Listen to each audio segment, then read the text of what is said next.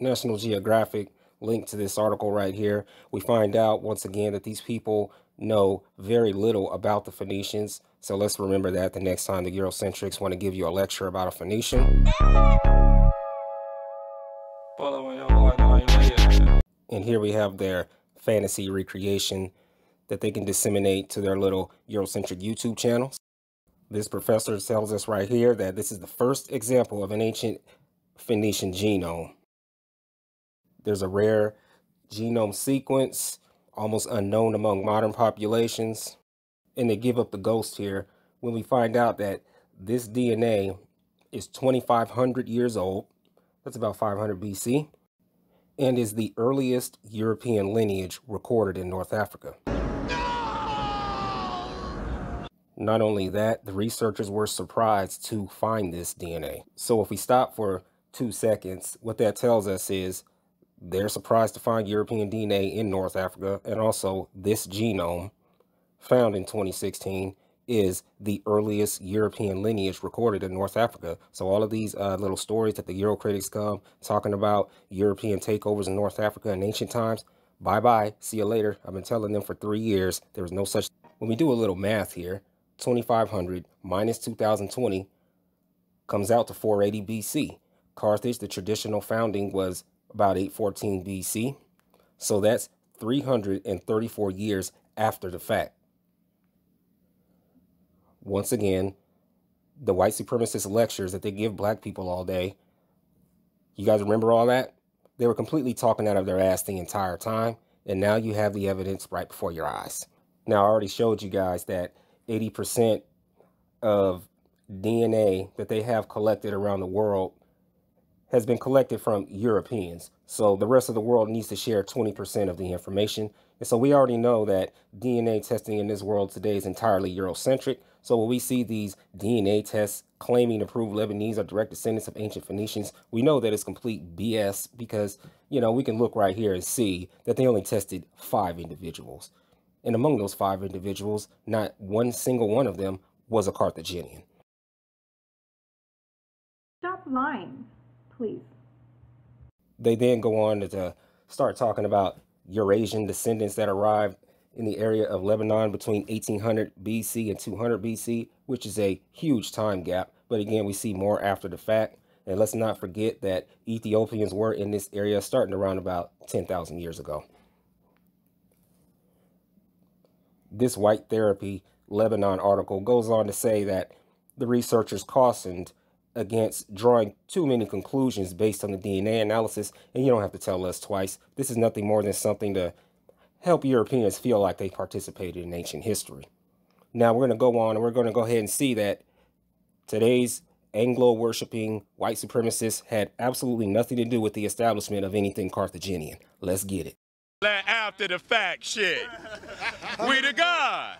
So the first thing we're going to look at is how they change information, how they change the evidence. And then later, after we cover this, you guys are going to see a part of their academic race war is to create a lot of phony homemade websites that they use to disseminate Eurocentric information. Except a lot of times these guys are so gang goofy that they just give up the ghost.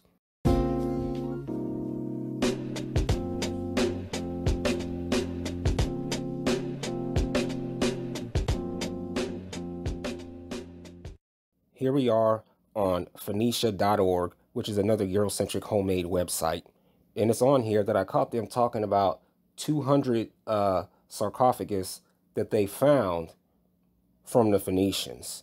And after all these years, you can only test one Phoenician in all these years. Yet we see right now that they've been sitting on 200 of these people already. Now, let's take a look at the complete BS that these people are feeding right now to everybody.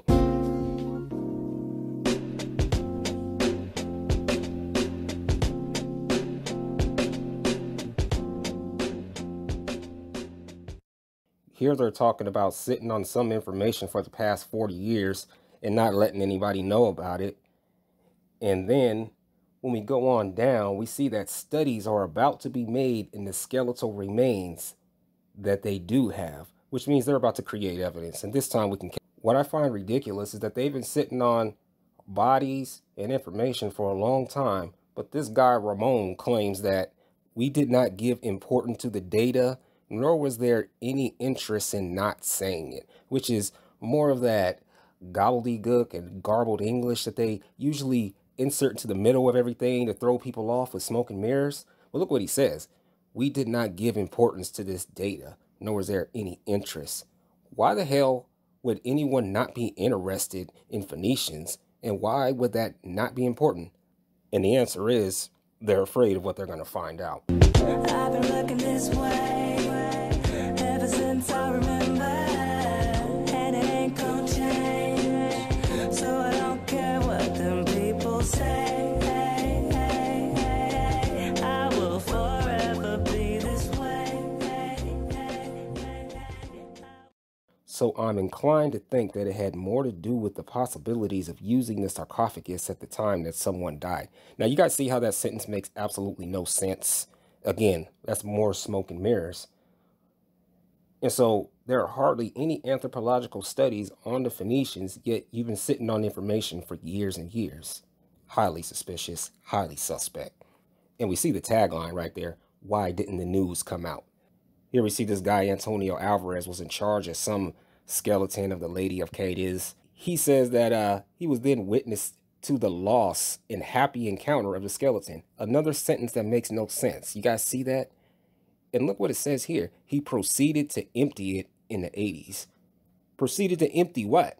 He extracted from the sarcophagus a skeleton that did not belong to its true owner, which he expressed in a meeting held for the 125th anniversary of its discovery. Let's read that again. He took the sarcophagus, opened it, took the skeleton out, and then says that it's not its true owner. You see how they're switching out information already?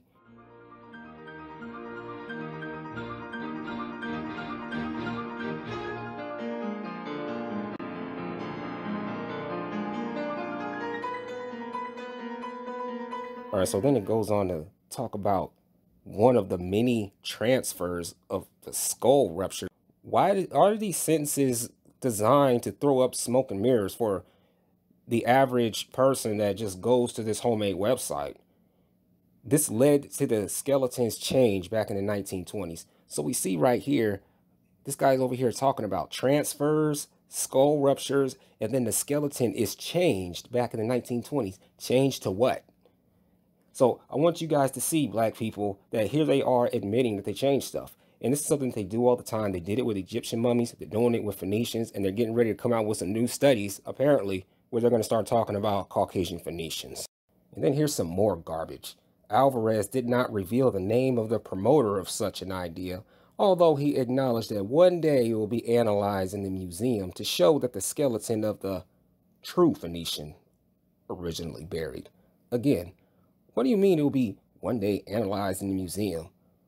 And then they're going to show the skeleton of the true Phoenician. So you see, we're catching them in the act right now, getting ready to switch some shit out. These people are actively switching out evidence, telling us that they're switching the evidence out. They come up with weird stories about it. And we're on top of them now. Here's another homemade Eurocentric website. In 1980, an excavator, quote unquote, stumbled upon something large and made of marble, which was a sarcophagus. And look at this BS story that they come with, that this guy often went to sleep in this area and dreamed of this sarcophagus. I said, why does this sound like complete bullshit? I know you guys see this. He often slept and dreamt of her. And again, we're supposed to just believe this and just ride with that. Now, the reason why they come up with these cartoon stories is because they've had decades to ponder and meditate on the fact that they kept finding African people with these Phoenicians. There's always something so-called Negro. You guys might know about the priestess of Tanit. And I have this quote right here from Race and History.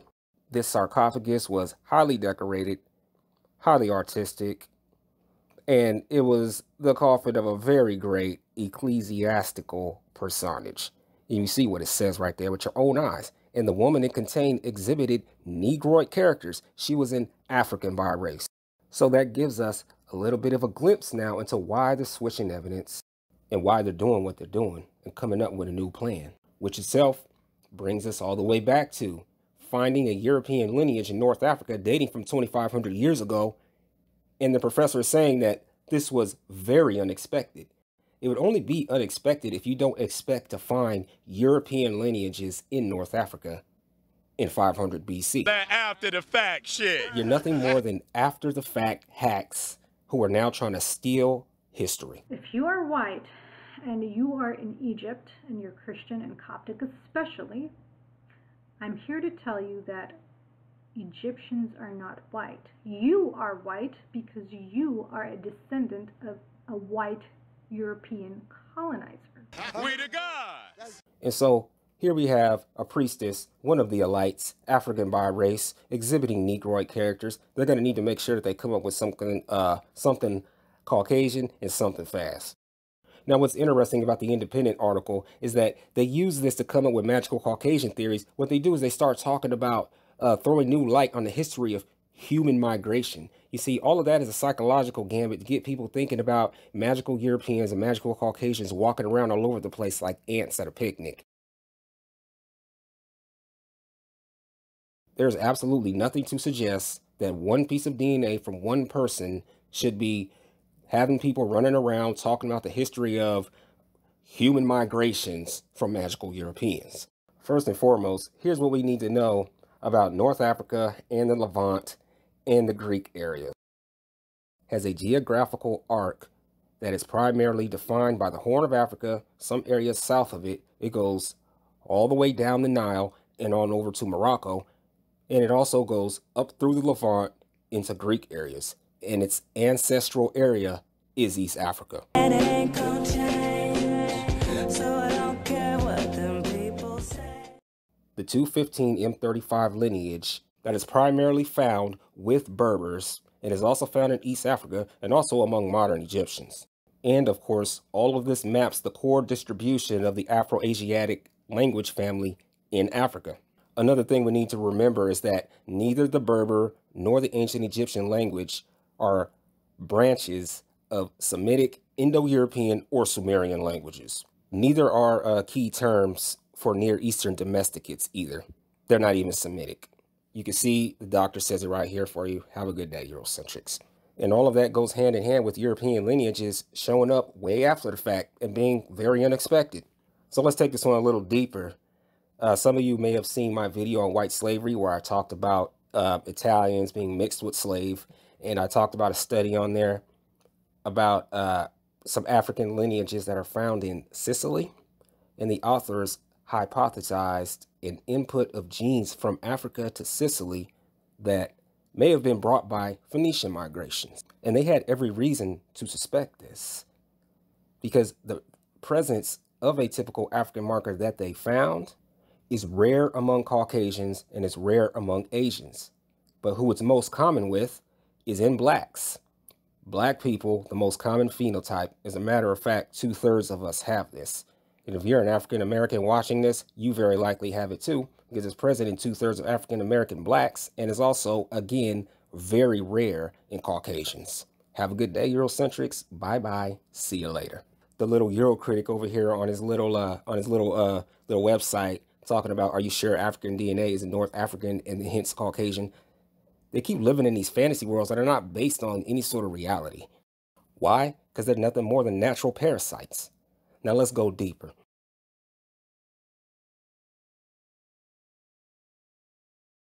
Let's go back to their Eurocentric daddies, right? See what they said back in the day. Here, Giselle writes that the skeletons found in tombs of Carthage proves that there is no racial or ethnic unity. And that is something that I've read quite a few times, that there was no ethnic or racial unity. All right. However, the so-called Semitic type, characterized by the long, perfectly oval face with the long, thin nose, has not been found in Carthage.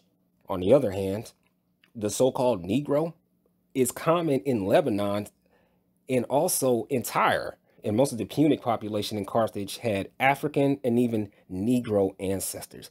Here, Berthelon's talking about some skulls that he got from Carthage. And Berthelon was nothing more than another white supremacist, Eurocentric academic. All right. See right here, several skulls present Negroid features.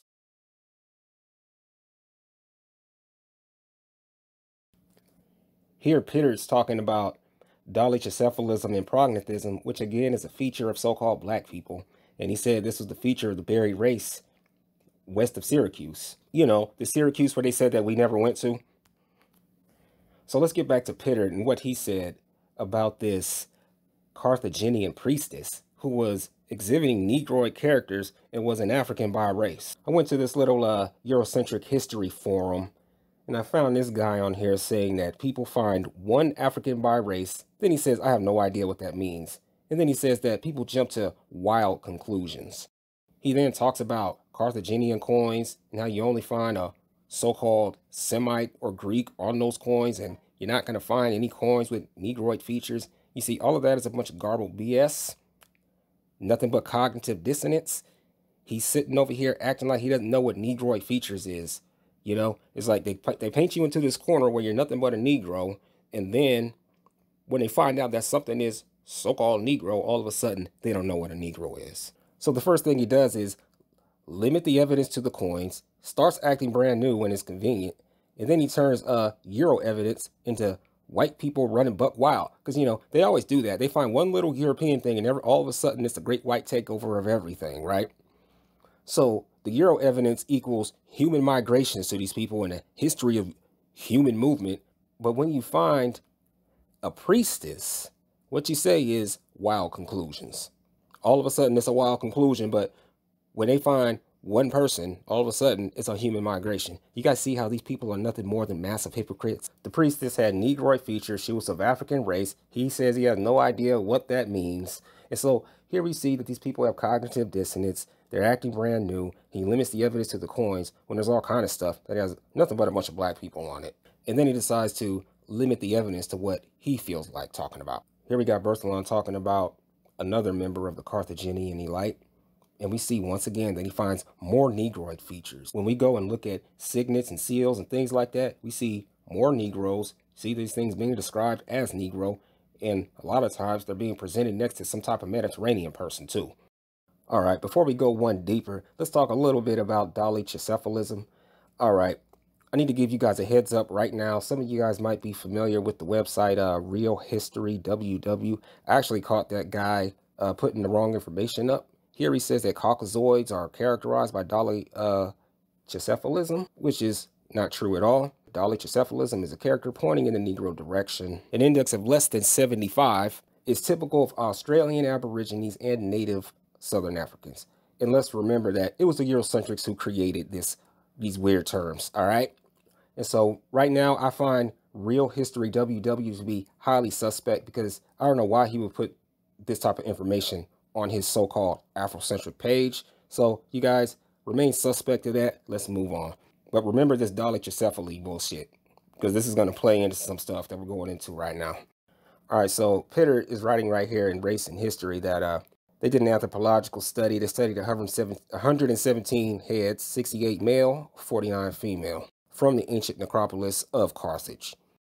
It's also important for us to remember that, you know, the so-called black man, black woman can be dolichocephalic or can also be mesocephalic too. Now here, Pitter writes that the most usual features of the inhabitants of Carthage consist in a medium cranial capacity, marked dolichocephaly, a leptorine nose, and look at the figures that he puts here, 74.9, 68, 74, 74. Now, when we go back to their definition of dolichocephalism, we see that anything less than 75 is considered so-called blackish. So going on in this chapter of his book, he says that a majority, 82%, what was looked at consisted of dolichocephalic types. Now this is Carthaginians, all right? So 82% of what he covered right there was so-called Negro Carthaginian type. So we're getting a little closer now to why they find it surprising to find 2,500-year-old Euro DNA in North Africa, because they knew that Carthage wasn't white all along. And as a matter of fact, your white European Anglo-Saxon worshipping people had absolutely nothing to do with the establishment of Carthage or Phoenicians. Have a good day. Please stop lecturing people, man. You guys are always lecturing on stuff that you don't have nothing to do with. No! But we got to move on. Once again, Pitter writing right here. This is your Eurocentric daddy saying that there's another series where there's nothing but true dolichocephals. What that means is ain't nobody white here to be found. That means have a good day, Eurocentrics. Once again, from the same book, right here, we see that they've been sitting on specimens all these years that they discovered in private tombs that very likely belong to the Carthaginian elite. The skulls are nearly all dolichocephalic. And what I find interesting about all of this is later in the book, he talks about the 12th dynasty of Egypt, where 73.65 highly dolichocephalic. Skulls that they found in Egypt, in places like Nagata and Saqqara, are distinctly dolichocephalic. And again, now you see why they don't look at these things anymore. Dolichocephalic with long skinny noses, and dolichocephaly is a character pointing in the Negro direction. And again, we got to remember that these people were actively trying to put black people into like a little corner. That's why they came up with all this stuff. But anyway, despite all of that, Vernal was right here when he says we must not go to the north for terms of comparison, but well to the south and southwest among Ethiopians and Fulani when you want to find an Egyptian. All right, now we talked about a little bit of the biology of these people. We're going to take a look at the artifacts that they actually left behind. You can go to the Beasley Archive, which is located at the University of Oxford Classical Art Research Center. They got a lot of really good Phoenician artifacts on there that you can take a look at. And they have a lot of signet, scarab type things. And these sorts of things were used for important things. All right. And so we're going to take a look at some more evidence. You know, we saw the Eurocentric trying to limit everything to a coin. It's a whole lot more to a civilization than a damn coin. We're going to be taking a look at geometric and early archaic gems. And when you look at what Oxford says here, that these are from around about 8th century BC, and they are mainly inspired by Eastern examples. What that means is it wasn't inspired by Central Europe, wasn't inspired by an Anglo, wasn't inspired by an Aryan, wasn't inspired by none of that shit. Okay? Have a good day. Stop hanging on. The passing of information went both ways when it comes to the Phoenicians and the Greeks. And again, we were in all these places, so it makes perfect sense to me that, you know, the information would pass both ways. And most seem to be products of Central Greece and the islands, made in the time period of about late 8th, early 7th centuries. Now, the reason why I'm, showing you this and talking about this is just to make sure that the Central European, Anglo-Aryan, Nazi, whatever the hell these people want to call themselves, you had absolutely nothing to do with the establishment of a damn thing. Even when we go to the lion types, right? You see what it says. Most of the types are Egyptian, contaminated with various Levantine and even Greek motifs. It's not contaminated with nothing German. It's not contaminated with nothing Scandinavian, French, Belgian, English. Nobody knew you. Have a good day. But what we do see here is that the Phoenicians gave and received cultural elements. So it went both ways. But there's no sign of the Aryan Celtic thief of today. And so I was able to count 12 times on one page where the word Negro is mentioned. And so when we look at a lot of things, a lot of this stuff is just a straight up Negro on the artifact. Okay, and it's not me saying it's a Negro. A lot of times I'll argue with you about that. But these are the custodians of the artifacts. You have to go to them if you want to go and handle them and see them. And they straight up say that it's a damn Negro. We can just look straight at it and tell. Okay, so this puts to rest any sort of no such thing as a black person, in North Africa. Period. It was like we're constantly finding black people in North Africa, but they always come up with this excuse that their damn Arab master was the one who brought us there. All of that is just a made up story to try and put Scandinavian people running around buck wild all throughout North Africa, which is nothing more than a fantasy. And one of the things that I found interesting is that some of the beard styles that I saw in here, or most of the beard styles, were a little bit similar to the Etruscan beards. Over there, the Etruscans that inspired the Romans. I said, yeah, I mean, anything having any sort of like similarity makes complete sense to me, especially when the 215 M35 lineage maps, with a geographical arc that goes all the way down the Nile over to Morocco and also goes all the way up to Levant, all the way into the damn Greek area. So, makes perfect sense to me. And again, when we take a closer look at some of these artifacts, we see they are side by side with some sort of Mediterranean so-called type. We also see stuff from their so-called Egyptian parents. These people were in connection with Egypt. And we see right here that they did a whole bunch of copying the Egyptians. Now, when we go back, when we take a look at everything that we looked at today, there's every reason for us to continue to take a closer look at these Phoenicians. And, it's very hard because now, they deny everything they were talking about before, or they just completely ignore that they ever said it. Now, what we do know, they gave up the ghosts. We know that there weren't any damn Europeans running around in North Africa in ancient times, Egyptian times. Nope, you weren't there. Your own damn professors are surprised to even find you there in 500 BC, and Egyptian history was all the way done.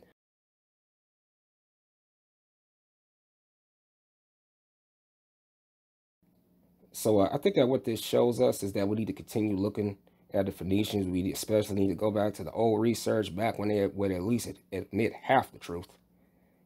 And also revealed today that they're planning something in the future. I don't know what it is, but, one of the things that they're going to start with is talking about human migrations. When they found their little one Phoenician, they've also been sitting on information all these years, haven't told anybody that they had it. They claim that no one was interested, which is a complete and utter lie. And so, black people, I suggest you brace yourself, because it's going to be a wall of BS where they're going to start talking about European Phoenicians. And the fact of the matter is, you do not have anything to do with any establishment of anything Carthaginian. We see the damn African Negro types on the artifacts. We see what they found when they opened up these sarcophagus. And we also found out why they don't want to open them or tell us what's in it, and why they're switching out skeletons.